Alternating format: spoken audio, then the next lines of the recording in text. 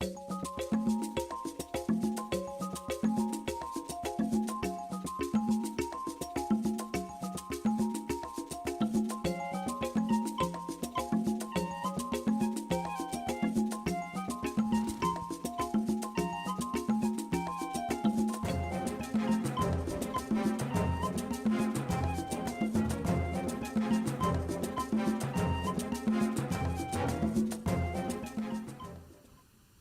afternoon. This is Nigeria Now on Equa Television International, and this is where we discuss issues that are really, let's say, on a hot spot. Well, you can say that. But the interesting thing is that, we are not discussing this alone. We try to rub minds together, and that's why we're live on Facebook and YouTube, and so that we give you the opportunity to really contribute to your own quota based on what we are discussing. And from wherever you're watching, this is a very good opportunity for you to participate in things that is really disturbing the country. But to do this, as usual, my co-host is Joyce Jakarta. How are you doing? I'm great. Yeah. My pleasure always. Pleasant afternoon to you. Yeah, you thank look you. Great. Like the tie, nodding. You look great. Oh, wow. I am flattered. I'm flattered. We have no option, than to just be cheerful and to be committed to what we are doing and still be hopeful, that things would get better in the nation. Even when we look at things that worry Nigeria as a country and Nigerians as people, and proffer solution and talk to the right authority. They are listening, they are watching, for them to know the proper action to take and maybe improve in where they are lacking, and then we'll tell them kudos in where they are doing well. And, every day there's room for improvement in whatever you are doing just to get the best. And then you remember for some weeks now, the spotlight has been on Sudan, globally because of what is going on there, between the forces of the Sudan army chief, Abdel Fattah al-Burhan, and then his deputy Mohammed Adam Daglo, who is commanding the military rapid support forces, the RSF, has torn the country apart. And this is what is happening now, loyalists to Abdel Fattah and then loyalists to the deputy, trying to gain control. They came together as a force, to fight the dictator, so to call the former ruler of that particular country. And then they succeeded. I think now what is really going on is the issue of control. Who control who has the power to do this, who is taking command from who, and the rest. They came on board just that to make the country now stable. But unfortunately, this is what we are receiving now. But we are not talking the war. And we are not talking who's supposed to do what. But now, today, I want us in this particular show to look at the predicament of Nigerians that are living there, particularly students. They are stranded. They have been crying, calling for the country, to come and evacuate them. And we have over 5,000 Nigerians that are stranded there, which you can say 90% are students, and then the NANS president, of the student over there in Sudan, wrote to the country sometimes back, asking Nigerian government to see how they will evacuate them. And then this is exactly what is going on. But the federal government seeks phase route to evacuate Nigerians. Well, Sambo Solomon, just like you said earlier on, and I agree with you, the fights, the clash, the conflicts, the crisis going on currently in Sudan is a fight for supremacy. And that is because the current fight actually broke out between the Sudanese armed forces led by General Abdel Fattah and then the Rapid Support Force paramilitary group led by General Mohammed Hamdan Dagulu, and it is just a fight of supremacy, who heads, who becomes the deputy. Now, these two, the conflict actually broke out on the 15th of April 2023 when across the country, especially at the city of Khartoum and Darfur region. And as at 23rd of April, we heard about 400 deaths, and then there's also cases of over 30,000, I think about 3,700 casualties, like injuries and all of that. And this is due to the who becomes who fight for supremacy, like I said earlier. And these two leaders, these two generals that I mentioned, I'm talking about General Abdel Fattah and as well as General Mohammed Hamdan, were actually allies. And then they worked together in 2019.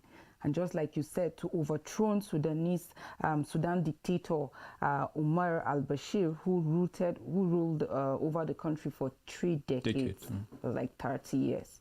And they worked together to actually overthrow him. But now the issue is who heads, who becomes a deputy, and everybody feels no, I should be the one, and all of that. And then conflict broke out in Sudan, especially the capital, and we see how that it has affected a lot of people. And Nigeria, like you said, is the focus right now.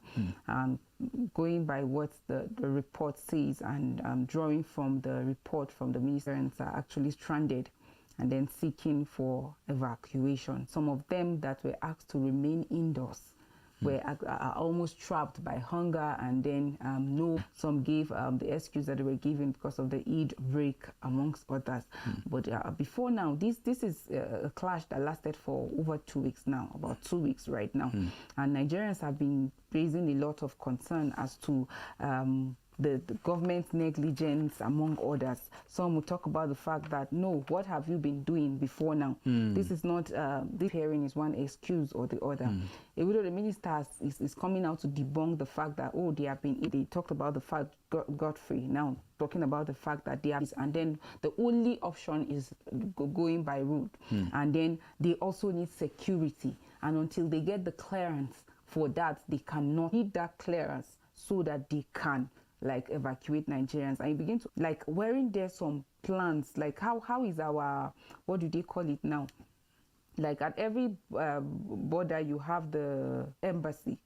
So what's the state of our embassy there? You get, some of the Nigerian students that actually escaped or tried to run away, they go of taking responsibility. You recall, I always emphasize on the fact that if we are really proactive about issues and about the steps being taken in ensuring the safety of Nigerians, and we will see proactive what is happening, even though now we're saying, oh, you get and all of that, but evacuate these people. And people are expressing concern, do we evacuate Nigerians from South Africa when Nigerians were facing xenophobic attack there? It was Allen Onyema of Air Peace that actually helped in evacuating Nigerians. And again, in 2022, again, during the Ukraine war, we saw that it was the same Allen Onyema. These are individuals that you hardly responsibility in all of this, because we can't sit, fold our hands over 2 weeks, we keep giving excuses, because there are countries that have evacuated their, let them just have access to other neighboring countries. We'll be able to evacuate them. What effort are we making? Well, what is the state of our own foreign really without those diplomatic ties? You understand? And then we're saying, okay, what is the relationship between Nigeria and that country that those students are studying? Because if you talk about student in any other given country, you expect that, you're supposed to see that federal, and then they are coming under a particular country. And if you have a good relationship, foreign relationship with that country, we have a strong diplomatic ties, you are expected to see that even the country, the number one thing that they will do is to make sure they take care of, those students, coming from other countries, not just Nigeria, because number one, you have to check their safety, and you have to make sure that they are safe, because you can't just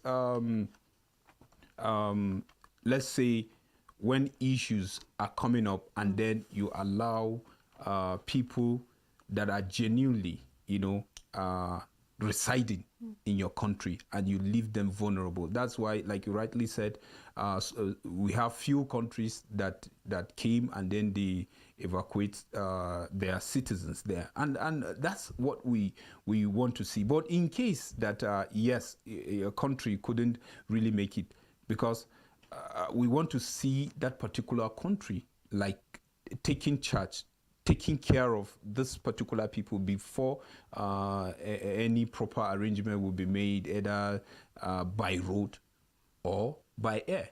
Like you rightly say, we talk about security. Which one is safer? You have to check. If you talk road, now road, where is the road that you are to take that you believe that is safe? What if they know that this is the way you are taking? Because anything happened to someone's citizen, in your country, it bridges so many things when you come to issue of diplomatic, ties. You can't just, as a country, allow some citizens that legally they are there to just be vulnerable to anything. I think it is very important for Sudan to really make sure that the students are safe. It is one thing for Sudanese government to make sure that the students are kept in a place that is safe, but it's another thing for the country to show high level of responsibility towards her citizen. Like you rightly said, 2 weeks. We are talking 2 weeks now. 2 weeks. What is the arrangement? Since the day that the war started, you don't wait until issues get escalated and then you're beginning to think of, how it's not safe for you to even travel to just go and evacuate your people. 5,000, over 5,000 is not a small number. It's not a small number. There was actually a tweet by an individual that says that, see, let's not keep waiting on governments to evacuate these stranded Nigerians that have been making videos asking for help. If we continue on that ground, then nothing will happen.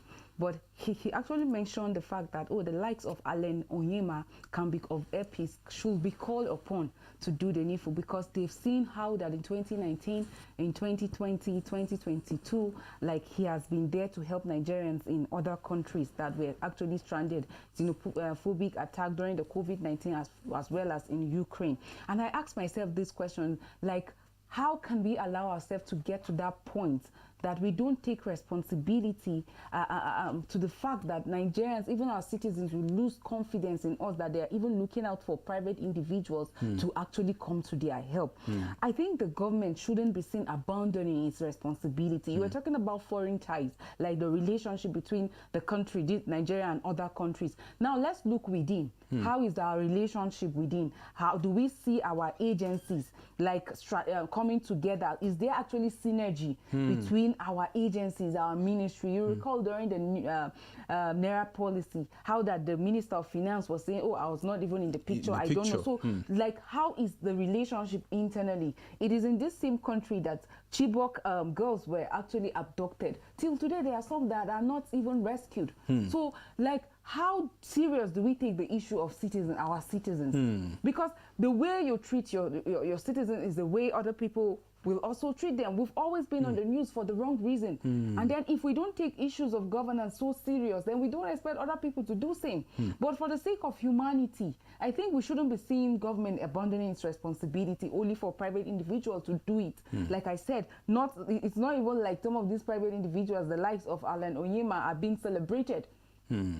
You barely see them celebrated by government, in quote, but rather policies that will continue to bring such organization down is what we keep seeing. So I think government have to stand up to its responsibility. Proactive measures is actually key. Let's stop being reactive. Okay, this thing happened in 2019, the xenophobic attack in South Africa. Did we not envision Like, we're not saying, oh, let's always think of the bad, but from past experiences, what effort are we making to ensure that when things like this happen, we'll be able to rescue our own as quick as possible? We had that experience in 2019, 2020, 2022, and then now we're still not 2 weeks after. We're saying, oh, the only option we have is road. We need security clearance. So if they don't give the clearance, what happens? So I think the issue of governance, the primary responsibility of every government is protection of lives and property. Let's see leaders being up and about with their responsibility. If you fail in safeguarding lives and property, you have failed as far as leadership and governance is concerned. So if the people entrusted you to lead them, to be at the forefront, then take up that responsibility. Excuses, like I always emphasize, there's no excuse for failures. There is none. If we have other countries, like actually helping evacuate their students, how can we also be proactive so that we don't have a repetition of the same thing? Think about if our education system is actually working and really functional. We're talking about the 5,500 people, 80% are actually students. Will we have our students going outside to study? So we need to have a system that is actually functional. We need to see a system that is actually working. Beyond the talk, let's see government being so proactive in issues and policies that are going to be beneficial to Nigeria, Nigerians as a whole. Not just looking at, oh, what do I have to benefit from here? What do I have to benefit from there? If we continue on that trajectory, we keep going back and forth. Let it be. Governance should be about the people. Like I always emphasize, democracy is a theory that the people know who they want and they deserve it. And if they say, oh, at this point, you should be there, then you should be able to protect the interests of the people. Well, you talked about embassy. That's where we are expecting to hear, an official response, from there to Nigeria. That's when you get the communication. There's this statement signed by H.Y. Garko for the charge of D affairs. On Sunday, he advised the students to disregard the notice circulated by the nuns in Sudan, calling students to converge at African International University, nuns office, and El Razi University, or to bring $100 or $200 for evacuation. Now he's saying that they should disregard that because, like you rightly said, the Minister of Foreign Affairs is saying the federal government is doing everything possible to see how they will evacuate, Nigerians that are stranded there. They are in talk with Egypt because they said Egypt is closer to Sudan and they want to see how the relationship, they could use that window to see how they will evacuate the students there. And that's what they are saying, officially, that they should disregard that because students where they don't even have money, they are even talking about no electricity, no GSM, everything Access is being, everything is just all of that. All the social amenities. Sambo Solomon, that there are this set of people that always like to take advantage of situations like that. We saw that in the Naira swap, how that some people will tell you, oh, for you to get 10,000, you must give 4,000. So there are people that will offer to assist, but they'll tell you, can you bring this amount? That's why we always say information is very vital. When you leave the gap open, you give room for rumors to thrive. And then they will act on that information. Imagine somebody in that distress situation. I think the government should do everything within its power to ensure they unite these people to their family. Because think about the unrest that will be going on in the family right now. Knowing well that this is what is happening in that country and you have your loved one over there. This is the thing of concern. It affects Nigerians as a whole. So let's ensure that we take serious the issue of safety of Nigerians. If we're saying the only option is that they should have access to other countries like neighboring countries, that way the likes of Air Peace can help bring them back to Nigerians. Let's see how that is going to be possible. Let's see synergy between this private individual and then between this organization, the Air Peace, and people that are volunteering to actually help. Not the issue of, oh, I know what I'm doing. Oh, we are on it. We are on it, and at the end of the day, we just hear nothing about it. This talking about so far over 420 people dying, over 3,000 people injured, and all of that. I think it's not good news. Like, we should ensure that these people are actually safe. Thank you so much, Joyce, for doing this with me today. And for viewer out there, we want to sincerely appreciate you for giving us your time for us to do this together. Thank you for choosing Ekwa TV, and thank you for choosing this program to be one of your favorite. Let's do this tomorrow. Same station, same time. Thank you, and God bless you.